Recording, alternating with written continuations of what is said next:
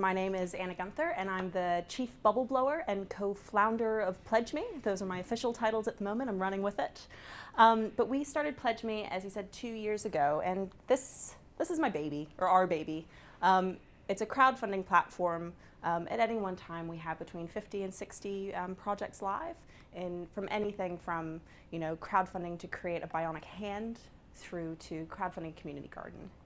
These are some of the 590 plus projects that we've crowdfunded in the last 2 years, raising over $2.5 million. Our mission statement really, and this took us 2 years to write, so I hope you like it, is to help Kiwis fund things that they care about. So, we're not deciding what's good or what's bad. We've decided very clearly that we're not grant administrators or God, but we're just helping people fund things they care about through their crowds, and we're providing that platform for them to do it.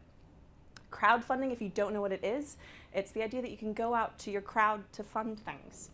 It's a really young industry, and not only in how long it's been around. The first platform started launching in 2008 and 2009. Sam and Rachel Callender, they wanted to go around the country and take pictures of kids with superpowers.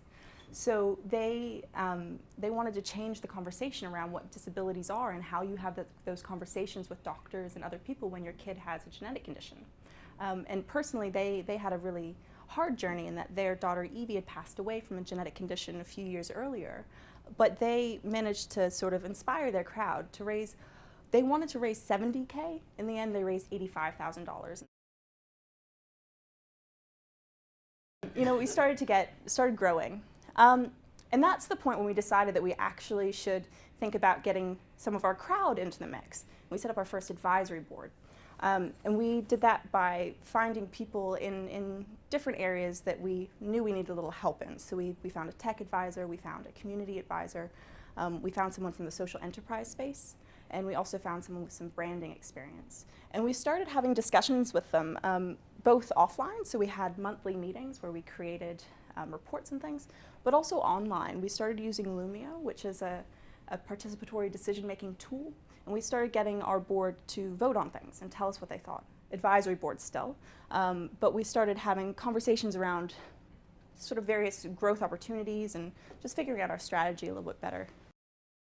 We also started standardizing our reporting. So we started figuring out the metrics that we thought were important and providing those to our board so we could have really robust discussions around where the growth was or wasn't, what they thought we should be doing. And where we should go. We went out to our advisors and said, advisory board at this point, and said, we're looking at doing an investment round, we've been working with you for 2 years, what do you think we should do? And so they ended up helping us. We ended up closing, well, it was a little bit painful, I'm not gonna lie. We know the pain of seeking investment, but it actually was lightning fast. So we completed our round within two and a half weeks. We partnered with a tech firm, and in the end we managed to get a really skilled and really complementary board together around us. So one of our advisors, Nick, who'd been with us for 2 years, has an investment banking background. Mark Kirkland he wasn't on our advisory board, but again, I'd met him when I was completing my master's of entrepreneurship.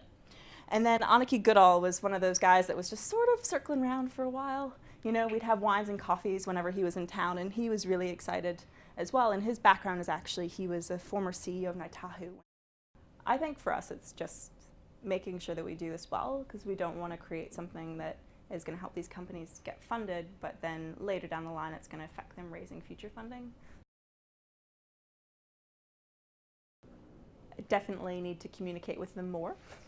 Than the advisory board. And they're a lot more engaged. I think the advisory board was great because they were engaged as well. We're meeting monthly and I was updating them, whereas the board that we currently have are all investors as well. So they're a lot more engaged around asking questions and following up. And good decisions come from a diversity of conversations. I'm sorry, I keep on harking back to equity crowdfunding, but one of the things that I'm really excited about is this idea that with equity crowdfunding, what we're seeing overseas in crowdfunding in general and in the equity space is that more women founders are getting funded, and that's leading on to more women investors investing and hopefully leading on to more women on boards. This conversation actually happened at our board where they were like, Anna, you're the only woman. You need to fix that. And it's something that we're working on, but it actually spurred on this conversation with my board around the importance of diversity.